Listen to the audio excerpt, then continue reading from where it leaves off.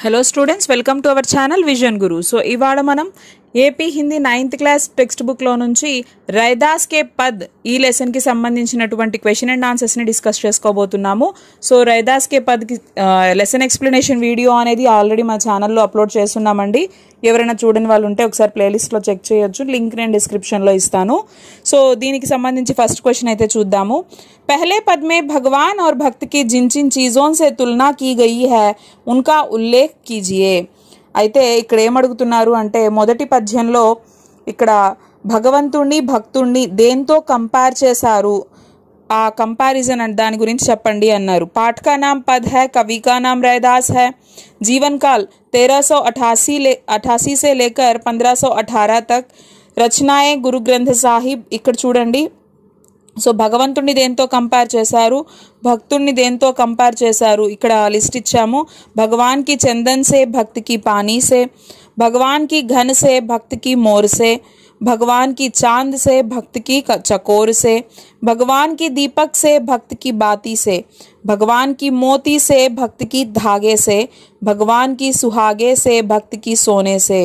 So ఇలాగా comparison అనేది చేయడం జరిగింది. नेक्स्ट, पहले पद की प्रत्येक पंक्ति के अंत में तुकांत शब्दों के प्रयोग से नाद सौंदर्य आ गया है, जैसे पानी, समानी आदि. इस पद में से अन्य तुकांत शब्द छांट कर लिखिए.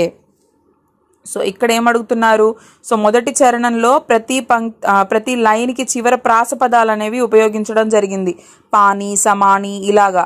సో వినడానికి మనకి ఆ సౌండ్ అనేది బాగుంటుంది, రైమింగ్ లాగా అనమాట. సో అలాగా ఇతర ప్రాస పదాలను కూడా ఎంచుకొని చెప్పండి అని చెప్పారు. సో ఇక్కడ మనం చూసినట్లయితే మోరా, చకోరా, బాతి, రాతి, ధాగా, సుహాగా, దాసా, రైదాసా, సో ఇలాంటివి అనమాట. पहले पद में कुछ शब्द अर्थ की दृष्टि से परस्पर संबद्ध है, ऐसे शब्दों को छांट कर लिखिए. నెక్స్ట్ ఏమడిగారు, మొదటి చరణంలో కొన్ని పదాలు అర్థం పరంగా ఒకదానికొకటి సంబంధాన్ని కలిగి ఉన్నాయి, సో అలాంటి పదాలని ఇక్కడ రాయండి అన్నారు. ఇవి చూస్తే మనము దీపక్ ఔర్ బాతి, మోతీ ధాగా, చందన్ పానీ, బాదల్ మోర్, చంద్ర చకోర్, సుహాగా सोना, स्वामी दासा. दूसरे पद में कवि ने गरीब निवाजू किसे कहा है स्पष्ट कीजिए. సో రెండవ చరణంలో చూసుకున్నట్లయితే ఇక్కడ కవి గరీబ్ నివాజు అని అన్నారు. సో ఎవరిని అలా పిలిచారు వివరించండి అని అడిగారు. दूसरे पद में कवि ने गरीब निवाजू भगवान को कहा है. गरीब निवाजू का अर्थ है दीन दुखियों पर दया करने वाला. भगवान ने भक्त को सहज भाव से अपनाया है, उन्हें लोक में सम्मानीय स्थान दिलाया है, इसीलिए कवि ने भगवान को गरीब निवाजू कहा है. సో ఇక్కడ రెండవ చరణంలో కవి దేవుణ్ణి గరీబ్ నివాజు అన్నాడు. సో గరీబ్ అంటే పేదవాళ్ళు కదా. సో ఆ పేదవాళ్ళ మీద, వాళ్ళ కష్టాల మీద దయ చూపించేవాడు భగవంతుడు. సో భక్తులని అందరినీ ఒకేలా స్వీకరిస్తాడు, పేదవాళ్ళైనా ధనికులైనా ఎవరినైనా కూడా అందరికీ ఒక గౌరవప్రదమైనటువంటి స్థానాన్ని ఇస్తాడు. కాబట్టి ఇక్కడ భగవంతుడిని గరీబోంకే నివాజ్, గరీబ్ నివాజు అని చెప్పేసి పిలవడం జరిగింది. दूसरे पद की जाकी छोटी जगत कवु लागे तापर तुही ढरे, इस पंक्ति का आशय स्पष्ट कीजिए. రెండవ చరణంలో ఈ లైన్ వస్తుందన్నమాట, జాకీ ఛోతి జగత్ కవులాగే తాపర్ తూహి ఢరై. సో ఈ లైన్ యొక్క అర్థాన్ని వివరించండి అన్నారు. దీనికి ఆన్సర్ చూద్దాము. जाकी छोटी जगत कवु लागे तापर तू ही ढराई का आशय है कि जिनकी अस्पृश्यता संसार को उनसे दूर करती है, उन पर ही भगवान द्रवित होता है. इसमें भगवान की अपार उदारता, कृपा और उनके समदर्शी स्वभाव का वर्णन किया गया है.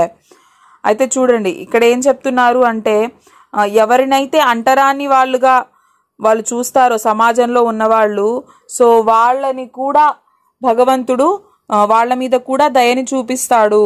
సో ఆయన అపారమైనటువంటి ఆ దాతృత్వం, దయ అనేవి, సానుభూతి అనేవి ఇక్కడ మనకి అందరి మీద సమానంగా కనిపిస్తున్నాయి.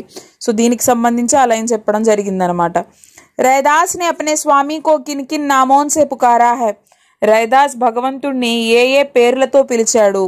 रैदास ने अपने स्वामी को लाल, गरीब निवाजू, गुसैया, गोबिंदू और हरजीवू नामों से पुकारा है. సో రైదాస్ భగవంతుడిని లాల్, గరీబ్ నివాజు, గుసయ్య, గోవింద్, హరిజీవు అనే పేర్లతో పిలిచాడు. నిమ్నలిఖిత్ శబ్దోं के प्रचलित रूप लिखिए. సో ఇక్కడ ఏం అడిగారు, సో క్రింద ఇవ్వబడినటువంటి పదాల యొక్క ప్రసిద్ధ రూపాలు రాయండి అన్నారు.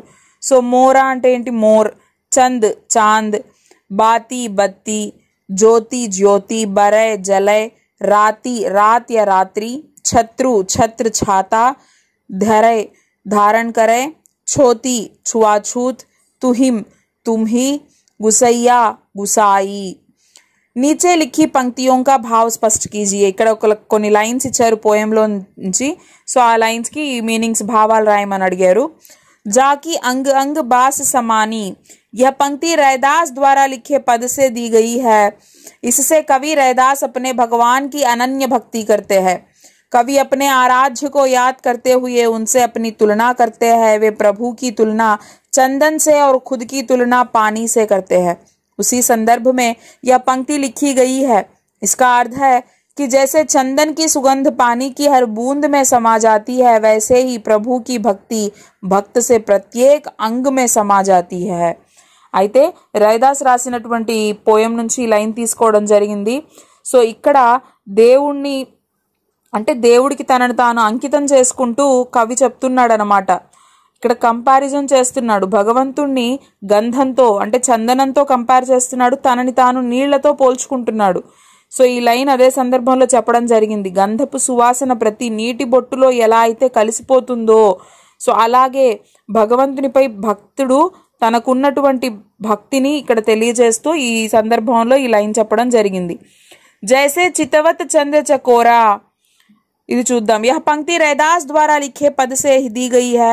कवि रैदास अपने भगवान की अनन्य भक्ति करते हैं. जिस प्रकार चकोर चांद की ओर देखकर तड़पता है, उसी प्रकार रैदास भी अपने आराध्य की याद में तड़पते हैं. సో ఈ లైన్ అనేది రైదాస్ రాసినటువంటి పోయంలో నుంచి తీసుకోవడం జరిగింది. కవి రైదాస్ దేవుడిపై తనకున్నటువంటి భక్తిని ఇక్కడ చెప్తున్నారనమాట. చకోర పక్షి ఎలా అయితే చంద్రుడి కోసం ఆరాట పడుతూ తదేకంగా అలా చూస్తూ ఉండిపోతుందో, రైదాస్ కూడా సో ఆ భగవంతుడి కోసం ఆరాట పడుతూ భగవంతుడిని ప్రార్థిస్తూ ఉన్నాడు ఇక్కడ. జాకీ జ్యోతి బరయ్ దిన్ రాతి, సో ఇది కూడా రైదాస్ పోయంలో నుంచి ఇచ్చినటువంటి లైన్. ఇందులో కవి ఏం చెప్పాలనుకుంటున్నాడు, కవి रैदास अपने भगवान की अनन्य भक्ति करते हैं. वे कहते हैं कि भगवान यदि दीपक है तो भक्त बाती है, जो भगवान की कृपा से प्रकाश देने के लिए दिन रात जलती रहती है. ఇక్కడ ఏం చెప్తున్నారు, భగవంతుడు ఒకవేళ దీపం అయితే సో నేను ఆ భగవంతుడి దయతో వెలుగునిచ్చేటువంటి ప్రతి క్షణం కూడా మండుతూ ఉండేటువంటి ఆ ఒత్తి లాంటి వాణ్ణి అని చెప్పేసి చెప్తున్నారు. ఐసీ లాల్ తుజ్బిన్ కౌన్ కరే, సో ఇక్కడ చూడండి, ఐసీ లాల్ తుజ్బిన్ కౌన్ కరే. यह पंक्ति रैदास द्वारा लिखे पद से दी गई है. इसमें भगवान की समदर्शी स्वभाव का वर्णन है. उन्होंने रैदास जैसे अछूत को भी महान संत बना दिया है. ऐसी असीम कृपा भगवान ही कर सकते हैं. సో ఇలాంటి కృపని నువ్వు తప్ప ఇంకెవరు చేయగలరు. అంటే రైదాస్ లాంటి ఒక అంటరాని వాణ్ణి, నిమ్న వర్గానికి చెందినటువంటి వాణ్ణి కూడా ఇంత గొప్ప స్థానానికి తీసుకొచ్చావు నువ్వు కాకపోతే ఇంకెవరు చేస్తారు స్వామి అని చెప్పేసి భగవంతుడిని చెప్తున్నాడు అనమాట. నీచహు ఊంచ్ కరై మేరా గోబిందు కాహూ తేనడరై. నీచహు ఊంచ్ కరై అంటే నీచులని సైతం, అంటరాని వారిని సైతం, అంటే సమాజం అలా చూసే వాళ్ళని సైతం నువ్వు ఒక ఉన్నత స్థానానికి తీసుకొచ్చావు అని చెప్తున్నారు ఇక్కడ. वे कहते हैं कि भगवान ने रैदास जैसे निचली जाति में जन्म लेने वाले व्यक्ति को भी ऊंचा श्रेणी पहुंचाया है. वे सचमुच सर्वसमर्थ है, निडर है. సో రైదాస్ లాంటి ఒక క్రింది వర్గకి చెందినటువంటి అలాంటి కుటుంబంలో పుట్టినటువంటి అట్టడుగు కులానికి పుట్టినటువంటి నన్ను కూడా నువ్వు ఒక ఉన్నత స్థాయికి చేర్చావు. నిజంగా నువ్వు సమర్థుడివి, నిర్భయుడివి, నువ్వు తప్ప ఇంకెవరూ ఇలా చెయ్యలేరు స్వామి భగవంతుడా అని చెప్పేసి భగవంతుడిని వేడుకుంటున్నారు. रैदास के इन पदों का केंद्रीय भाव अपने शब्दों में लिखिए. సో రైదాస్ రాసినటువంటి ఈ పదాల యొక్క అంటే ఈ పోయం యొక్క అర్థాన్ని మీ సొంత మాటల్లో మీ ఆలోచనల్లో రాయండి అన్నారు. संत कवि रैदास ईश्वर की भक्ति में अपने आप को भूल गए हैं. उनका सारा जीवन राममय हो गया है. वे अपना तन मन सब कुछ भगवान की शरण में समर्पित कर चुके हैं. वे भगवान को चंदन, घन, दीपक, मोती, स्वामी के रूप में तुलना करते हुए महिमा गान करते हैं. भक्त के लिए उन्होंने पानी, मोर, बाती, धागा और दास शब्दों का प्रतीक रूप में प्रयोग किया है। इससे पता चलता है कि भगवान भक्त के हृदय में सदा रहते हैं। भगवान हर हाल में, हर काल में भक्त से श्रेष्ठ और सर्वगुण संपन्न है। इसीलिए कवि को उनके जैसे बनने की प्रेरणा मिलती है। అయితే సంత్ కవి రవిదాస్ భగవంతుడి భక్తిలో తనని తాను మర్చిపోయారు ఆయన. సో అయితే అతను ఏం చెప్తున్నాడు, తన శరీరాన్ని, మనసుని భగవంతుడికి, ఆ భగవంతుడి ఆరాధనకే అంకితం చేసేసాను. ఇక్కడ రవిదాస్ పోలుస్తున్నారనమాట.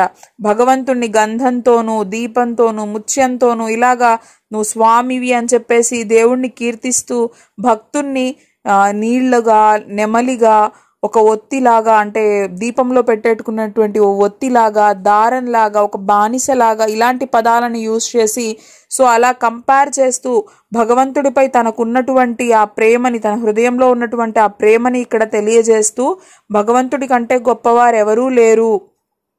సో సర్వగుణాలతో నిర్భయుడిగా, ఒక సమర్థుడిగా ఉన్నటువంటి ఆ భగవంతుడిని అంటే కవిని వేడుకుంటున్నాడు అనమాట. కవి నీలాంటి గుణాలు ఏవైతే ఉన్నాయో అవి నాకు కూడా కావాలి అని చెప్పేసి అడుగుతూ ఉన్నాడు.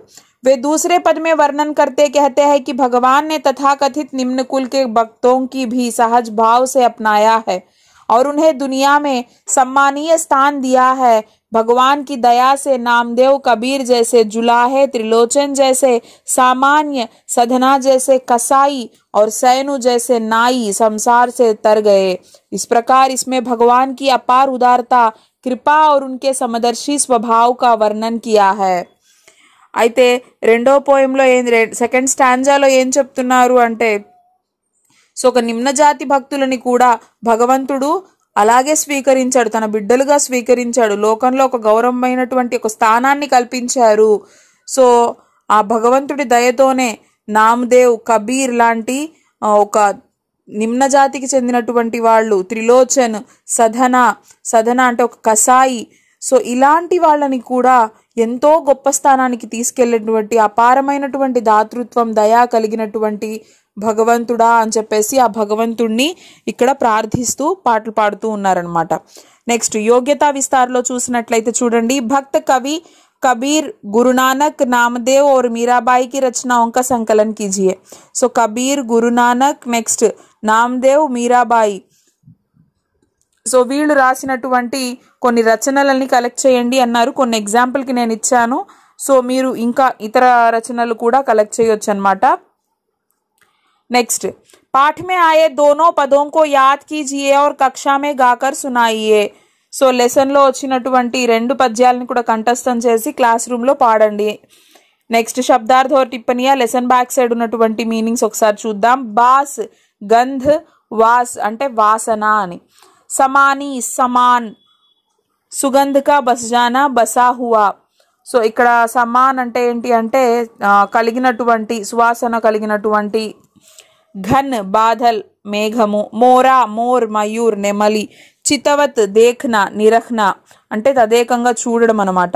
చకోర్, तीतर की जाति का एक पक्षी जो चंद्रमा का परम प्रेमी माना जाता है. చకోర పక్షి, సో చంద్రుడి పైన అతి ప్రేమ కలిగినటువంటి, తదేకంగా చంద్రుడిని ఆరాధిస్తూ చూస్తూ ఉండేటువంటి ఒక పక్షిగా చెప్పుకుంటారు. బాతి అంటే దీపంలో పెట్టుకునేటువంటి ఒత్తి, దూదితో మనం చేసుకుంటాం కదా అది. జ్యోతి, ज्योति, देवता के प्रीत्यर्थ जलाया जाने वाला दीपक. సో జ్యోతి అంటే దీపము. బరై, బఢానా, జలనా, అది వెలుగుతూ ఉండడం అంట, మండుతూ ఉండటం. రాతి, రాత్రి. సుహాగా, सोने के शुद्ध करने के लिए प्रयोग में आने वाले క్షారద్రవ్. సో బంగారానికి మెరుపునివ్వడానికి వాడేటువంటి ఒక క్షారద్రవం అనమాట. దాస, దాస్, సేవక్, ఒక సేవకుడు. కౌను, కౌన్ ఎవరు. గరీబ్ నివాజు, దీన్ దుఖియోం పర్ దయా కర్నే వాలా, సో అందరి మీద దయ చూపించేటువంటి వాడు అని భగవంతుడే ఒక రకంగా. గుసయ్య, స్వామి, గుసాయి, ఇది కూడా భగవంతుడి ఒక పేరే. మాథై ఛత్రుధరై, మస్తక్ పర్ స్వామి హోనే కా ముకుట్ ధారణ కర్నా. సో అంటే మన తలపైన ఒక అంటే ఛత్రఛాయలు అంటాం కదా, అంటే మన తలపైన దేవుడి కటాక్షం ఉండడము అన్నమాట. సో అంటే ఎలా అయితే దేవుడి నుదుటి మీద కిరీటం ఉంటుందో అలాగా మన నుదుటి పైన దేవుడి చెయ్యి, దేవుడి ఆశీస్సులు ఉన్నాయి అని. ఛోతి ఛువాఛూత్ అంటే అంటరాని వారు. జగత్ కవు లాగే సంసార్ కే లోగోంకో లగ్తీ హై, సమాజంలో ఉన్నటువంటి ప్రజలకు అనిపిస్తోంది. తాపరు తూ హి ఢరై ఉన్ పర్ ద్రవిత్ హోతా హై, వాళ్ళ మీద కూడా దయ చూపిస్తావు అని.